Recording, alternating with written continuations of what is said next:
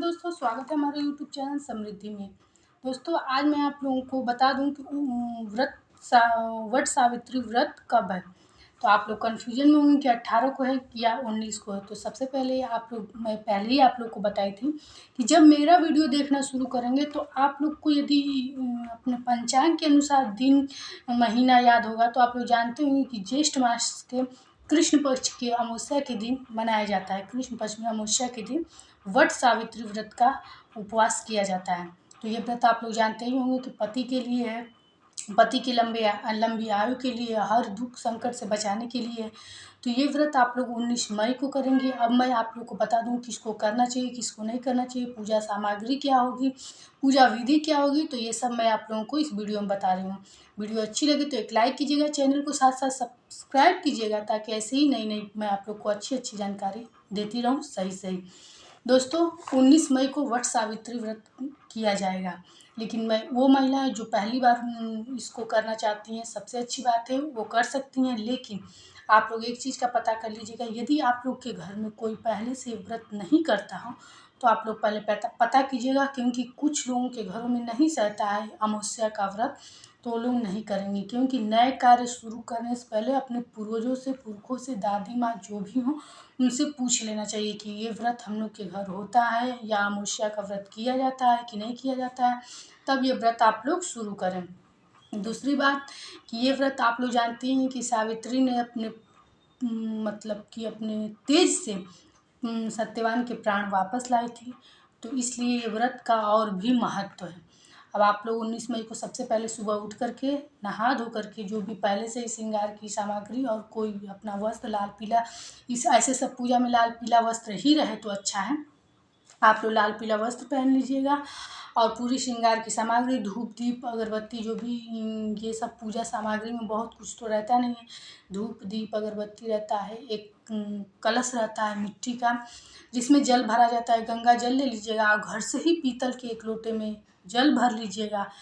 What मतलब क्या होता है? बरगद, बरगद के पेड़ की पूजा होती है। और बाँस की पंखी ले लीजिएगा। अब आप लोगों को बता दूं कि बाँस की पंखी क्यों ली जाती है। बाँस की पंखी को ही रख हवा चला रही थी अपने गोद में उनको रख कर सत्यवान को, तभी जब यम के दूत आ रहे थे उनके प्राण को लेने के लिए, तो उसके हवा से वो कुछ दूर भाग जा रहे थे। तो यही पंखी आप लोग अपने घर ले जा करके अपने पति पर भी लोग चलाते हैं, क्योंकि कहते हैं कि दुख बला जो भी होगी वो भग जाएगी। तो ये पंखी भी 2 आप ले लीजिएगा। कुछ लोग कहते हैं कि 1-2 जो भी कहते हैं, लेकिन कोई भी चीज़ जोड़ा में, जैसे जोड़ा हम लोग अगरबत्ती, जोड़ा फल ऐसे चढ़ाते हैं, तो इसीलिए जोड़ा लोग कहते हैं।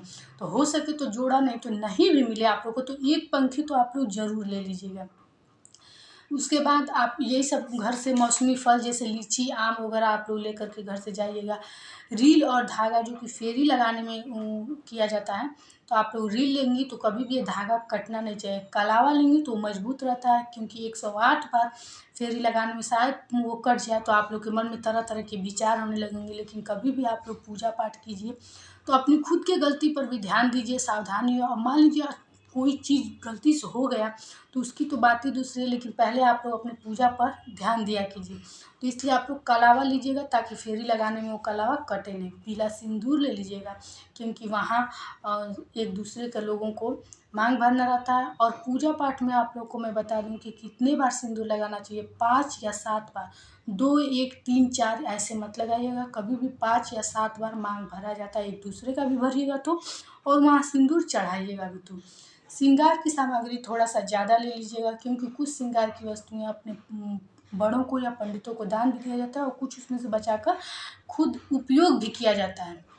और एक बात बताऊँ कि कुछ वैसे तो किया जाता है आज के दिन पूरा श्रृंगार, लेकिन कुछ लोग होते हैं जिनको थोड़ा-सा श्रृंगार ही पसंद है, तो कुछ श्रृंगार ना करें, लेकिन महावर और मेहंदी आज के दिन ज़रूर लगाया जाता है।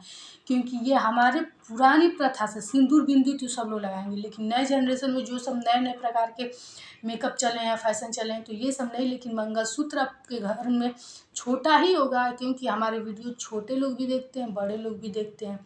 तो तो अगर छोटा भी आपके पास मंगलसूत्र है तो ये गले में आप अपने आज के दिन जरूर धारण कीजिएगा। कोई आर्टिफिशियल भले ही धारण करें, ये चेन पहन लें, लेकिन वो मंगलसूत्र आप जरूर पहनिएगा जिसमें काले मोती में सोने की लॉकेट रहती है। वो मंगलसूत्र आप इस पूजा में जरूर पहनिएगा, क्योंकि हर पूजा पाठ में मैं तो आप लोगों को बताती हूँ कि पहनना चाहिए, लेकिन ये व्रत सुहाग के लिए होता है। और महावर लगा लीजिएगा, मेहंदी लगा लीजिएगा, और जो चढ़ाने की वस्तु है उस महावर और मेहंदी जरूर लगाइएगा, क्योंकि ये पहले से चली आई है। अब की जो मेहंदी नई बन रही है, तो नई तो पहले नहीं बनती थी, लेकिन मेहंदी रहती थी और महावर भी रहता था। चलिए अब आप लोग जा कर के वहाँ सब कुछ चढ़ा करके 5 या 7 बरगद के पेड़ को सिंदूर लगा दिया जाता है। सबसे पहले जल से सींच लिया जाता है। अब होता है कि सावित्री और सत्यवान का वहाँ फ़ोटो बनाया जाता है। तो आप लोग कैसे बनाएंगे, या तो आप चावल में रूरी या हल्दी मिला करके भी बना सकती हैं, लेकिन इतना वहाँ भीड़ रहता है कि आप लोग इतना सब कर ही नहीं सकती हैं। तो क्या कीजिएगा आप लोग कि जैसे कपड़े का भी बना करके आप लोग ले जाती हैं। अगर ये भी नहीं कर पाएँ तो आप लोग सबसे अच्छा हम लोग के धर्म में माना जाता है मानस पूजा। इससे बड़ा कोई पूजा ही नहीं माना जाता है। आप लोग बस वहाँ जा कर के जब उसको सींच लें, बरगद के पेड़ को जब आप लोग सींच लें, तो अपने मन में बस सावित्री का स्मरण कर लीजिएगा। सब पूजा आपका पूरा फलदायी होगा। बस आप लोग मानस में उनको स्मरण करके और सब पूजा आप लोग प्रारंभ कीजिएगा। सिंदूर चढ़ाइएगा और सब कुछ जो भी फल मिठाई पंखी लेकर गए हैं, उसके बाद अपने हाथ में एक पत्ता बरगद का जो भी वहाँ टूटा हो गिरा हो उसको ले करके, और पेड़ का जो लगाया जाता है, लोग तो कहते हैं 21-51 जितना भी हो, आप लोग अपने श्रद्धा के अनुसार उसका फेरा लगा सकते हैं। लेकिन मैं आप लोग से बताती हूँ कि 108 मनके की माला भी जो भी होती है 108 की होती है। 108 हमारे शास्त्रों में बहुत शुद्ध माना जाता है, इसलिए अगर आप लोग 108 लगा सकें तो सबसे अच्छी बात है। और इसके लिए कलावा का इस्तेमाल कीजिएगा ताकि सूता टूटे नहीं। और एक बात कि जैसे कुछ महिलाएं अगर नहीं चल पाती हैं या फिर प्रेग्नेंट हैं, तो उन लोग के लिए मैं बता दूं कि कोई ऐसी बाध्यता नहीं है कि आप लोग पूजा करें, विधिवत करें, उसको फेरी लगाएं, उनका फेरी लगाएं। आप लोग बैठ कर भी पूजा कर सकती हैं, सब प्रसाद चढ़ा सकती हैं और स्मरण करके माता का, सावित्री माता का, और आप लोग अपना पूजा कर सकती हैं। अगर आप लोग प्रेग्नेंट हैं तो आप लोग को कोई ज़रूरत नहीं है कि आप लोग व्रत करें। पूजा के बाद भी आप जल पी सकती हैं, फल खा सकती हैं, और उसके पहले भी कोई बाध्यता ऐसी नहीं है। किसी भी व्रत में मैं आप लोग को बताती हूँ कि कोई ऐसी बाध्यता नहीं है कि आप बीमार हैं, प्रेग्नेंट हैं, तो आप लोग को व्रत रहना ज़रूरी है। आप लोग मतलब महिलाएं इतनी अपने सुहाग के व्रत से डरती हैं कि वो कुछ गलती करना नहीं चाहती हैं, लेकिन आप लोग सोचिए कि आपके शरीर में एक दूसरा जीव भी है, और सबसे अच्छा होता है कि जीव है जब, तो उसकी रक्षा करना आपका ज़रूरी है। वो आपका संतान है, इसलिए सबसे पहले अपनी संतान की रक्षा कीजिए। कोई इसमें त्रुटि नहीं होगी। मैं आप लोग को कोई भी बात बताती हूँ वो 100% कसौटी पर जब खरा उतरता है या हमारे शास्त्रों में लिखा रहता है, तभी मैं वो बात आप लोग को बताती हूँ। ऐसे मैं इधर उधर की बातें आप लोग को नहीं बताती हूँ। तो आप लोग एकदम से खा पी करके भी पूजा कर सकती हैं, कोई इसमें दिक्कत नहीं है। बस नहा करके साफ़ सुथरा वस्त्र पहन लीजिएगा। और वो औरतें जो हर साल करती हैं, इस साल अगर उनका पीरियड है तो पीरियड में वो कैसे पूजा व्रत करेंगी, तो सब सामग्री आप किसी औरत को दे दीजिए, या आपके घर कोई पुरुष है उसको, उनसे भी भिजवा करके वहाँ किसी और औरत से पूजा करवा सकते हैं, चढ़ा सकते हैं, आप व्रत रख सकती हैं। और जब आपका प्रसाद पूजा चढ़ जाए तो आप उसके बाद अपना व्रत खोल भी सकती हैं।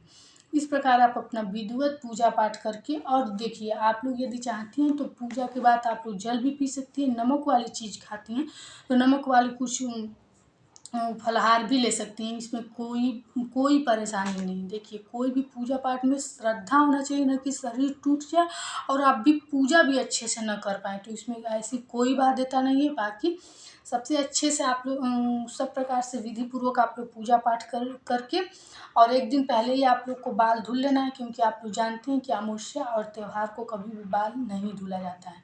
इस प्रकार आप लोग पूजा पाठ कर सकती हैं। शुभ मुहूर्त के लिए मैं आप लोगों को बाद में इस चीज़ को बता दूंगी, और ऐसे आप लोग अपनी पूजा पाठ करके और प्रसन्न कर सकती हैं, और अपने में उतनी शक्ति ला सकती हैं कि आप भी अपने पति की रक्षा कर सकें, हर दुख बलाए तकलीफ से बचा सकें। दोस्तों वीडियो में अगर आप लोग को कुछ और भी पूछना है तो आप लोग कमेंट बॉक्स में लिख करके ये बात पूछ सकते हैं। वीडियो अच्छी लगे तो लाइक कीजिए, चैनल को साथ साथ सब्सक्राइब कीजिएगा। वट सावित्री व्रत में सबसे पहली बात मैं ये बात बता दूं कि मेरे यहाँ ऐसे होता है, आप लोग कुछ और चीज़ यदि नया होता है, क्योंकि हर चीज़ जगह जगह का मतलब कि लोग आप एक प्रथा भी होता है, तो आप लोग वो सब कुछ चीज़ें पता भी कर लीजिएगा कि आपके घर में कोई और नया चीज़ तो नहीं होता है, तो वो वस्तुएं आप रख लीजिएगा। जैसा कि मैं बताऊं कि जैसे मिट्टी का कलश रखा जाता है, काला भिगोया चना ले जाया जाता है, मौसमी फल ले जाया जाता है, कुछ मिष्ठान ले जाया जाता है, क्योंकि इसी से आकर घर को पहले जो लोग पानी पीते हैं वो लोग पानी पीते हैं इन सबको खा करके। तो यही सब भोग प्रसाद में चढ़ाया जाता है। और पूजा के बाद आप लोग श्रृंगार की वस्तुएं जो मैं बताई हूँ वो ज़रूर दान कीजिएगा, और इसमें से जो फल मिठाई भी है वो भी दान कीजिएगा। एक मिट्टी के बर्तन में आप लोग जब भी दान कीजिएगा पुरोहित को चावल या चना का दाल जो भी, तो आप लोग मिट्टी के बर्तन में दान कीजिएगा। और सूखा कभी दान नहीं किया जाता है, उसमें आलू ज़रूर भर के दान कीजिएगा। इस प्रकार आप लोग अपनी पूजा संपूर्ण करके अगले दिन गौ माता को अग्रासन निकाल के भोजन कीजिएगा। अगर कुछ बात हो तो कमेंट बॉक्स में लिख कर पूछिएगा। फिर मिलेंगे नए वीडियो के साथ। जय श्री राम दोस्तों।